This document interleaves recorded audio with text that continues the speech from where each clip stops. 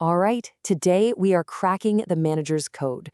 We're going to pull back the curtain on what the most effective managers actually do and reveal their secret playbook for getting things done. I mean, seriously, have you ever wondered, is it just a blur of endless meetings and emails? Or is there a real method to the madness? Well, that's exactly what we're going to get into. And here's the great news. It's not some kind of magic talent that you're either born with or you're not. Nope.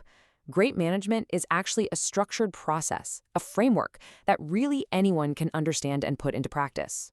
Okay, so here it is the manager's playbook, boiled down to 5 key functions: planning, organizing, staffing, coordinating, and controlling. These 5 steps, they are the absolute core of how any manager turns a goal into a reality. So let's break them down. First things first, planning. This is where it all has to start.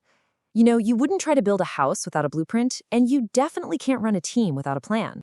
At its heart, planning is all about making decisions before you act. It's about looking ahead and charting the course by answering 4 simple but absolutely critical questions. What are we going to do? How are we going to do it? When will we do it? And who is going to do it? This right here is the foundation for everything else. And why is this such a big deal?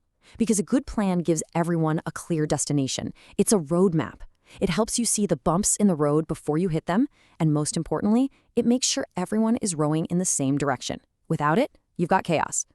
So let's make this real. Imagine a company wants to launch a new gadget. The planning isn't just saying, hey, let's do it. No way. It's detailing every single phase: the design timeline, the manufacturing steps, the marketing budget, the exact launch date.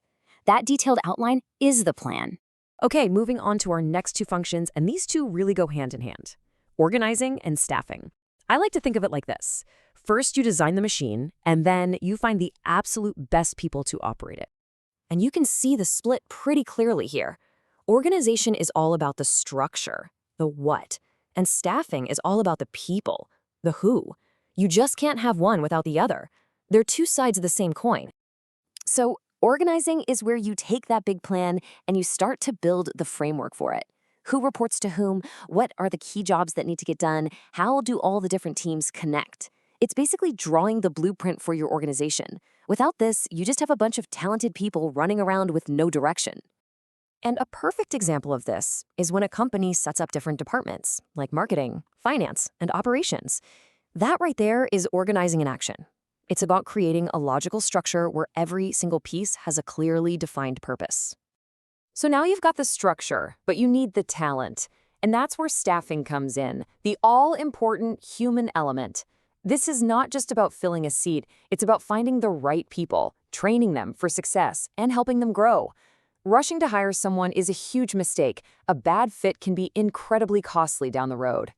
Think about a big tech company. They don't just hire any engineer they can find. They actively hunt for engineers with very specific skill sets.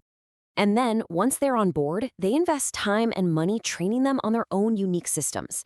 That's strategic staffing. All right, so we have our plan, we have our structure, and we have our people. We're done, right? Not even close. Now we get to the final 2 functions, coordinating and controlling, which are all about keeping the whole operation running like a well-oiled machine. Coordination is really the art of synchronization. If organizing built the different parts of the machine, coordinating makes sure all those parts move together in perfect harmony. The manager here is kind of like an orchestra conductor, making sure every section is playing in sync.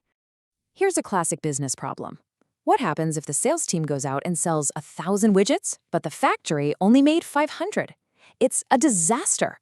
Good coordination makes sure that production knows exactly what sales is forecasting, so that supply can perfectly meet demand. And finally, we have controlling. This is the feedback loop. This is how a manager checks if the plan is actually, well, working. You set a standard, you measure what's actually happening, and if there's a gap between the two, you step in to fix it. Let's walk through this real quick. Let's say the plan, our performance standard, is to produce 100 units this week. That's the goal. But at the end of the week, we check the numbers, and we find out we only produced 85 units. So we've got a gap. And that gap is where the controlling function kicks in. A good manager doesn't just look at the numbers and shrug. They investigate why it happened and take action to fix it. Maybe a machine broke or a process needs an update. Closing that gap, that is controlling. So we've now looked at all 5 functions. But the most important thing to get is that these are not one-off tasks on some checklist. They all work together to form a continuous, interconnected cycle. This is basically your ultimate cheat sheet. Planning sets the goals, organizing arranges the resources, staffing brings in the people, coordinating aligns all the efforts, and controlling keeps everything on track. Each one flows right into the next, and the information from controlling, that feeds right back into a new round of planning. It's a loop. And that leaves us with one final thought to chew on. Is any one of these functions the most important one? Or is the true art of management not about perfecting any single step, but about skillfully weaving all of them together into one seamless, continuous cycle of success? It's something to think about.